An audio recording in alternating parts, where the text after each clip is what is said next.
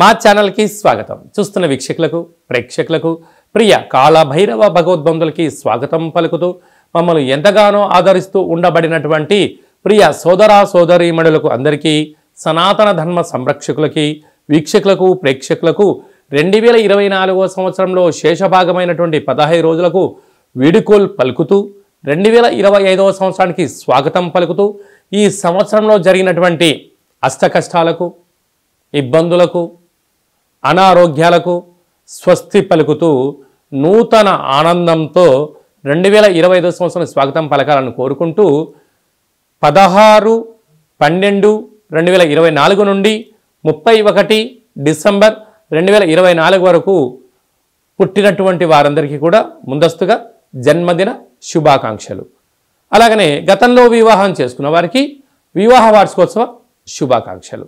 ద్వాదశ రాశుల్లో గ్రహ గమనాన్ని ఒకసారి వీక్షింపచేద్దాం. కన్యరాశి వారు ఈ ఆంగ్ల సంవత్సరానికి స్వస్తి పలుకుతూ నూతన ఆంగ్ల సంవత్సరానికి స్వాగతం పలుకుతూ ఎలాంటి జీవితాన్ని ప్రారంభించబోతున్నారో ఆ అష్ట కష్టాలకు ఎలా పులిస్టాప్ పెట్టాలో ఈ వీడియోలో సవివరంగా సంపూర్ణంగా తెలుసుకుందాం.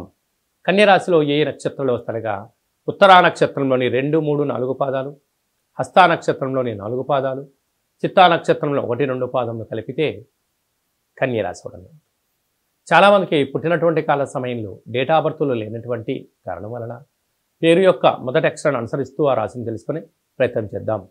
టో, పా, పి, పు, షా, అణ, ఠ, పే, పో అక్షరాల వారందరూ కూడా కన్యరాశి జాతకులు. కన్యరాశి యొక్క అధిపతి బుధ భగవానుడు. రాశిలోనే కేతు సంచార స్థితి ఉండడం వలన వీరికి ఒక్కోసారి విపరీతమైన ఆనందం, విపరీతమైన అదృష్టం, విపరీతమైన విచారం, విపరీతమైన అనారోగ్యం అన్నీ మీ కళ్ళ ముందరే కనపడుతూ ఉంటాయి. ఏది అవసరం ఏది అవసరం లేదు అనేది నిర్ణయించుకోవడం కన్యరాశి వారి యొక్క వ్యక్తిగతంగా భావించగలగాలి. తృతీయంలో బుధుడు ఉండడం వల్ల అన్నదమ్ములతో, అక్కా చెల్లెలతో, పార్ట్నర్షిప్ వ్యవహార కార్యక్రమాల్లో అందరితో కూడా సఖ్యత చాలా అవసరం.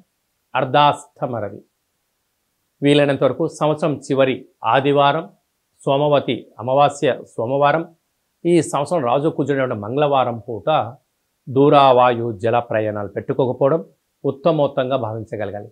లేకపోతే భారీ మూల్యము చెల్లించుకునే పరిస్థితి పొంచి ఉంది. తస్మాత్ జాగ్రత్త.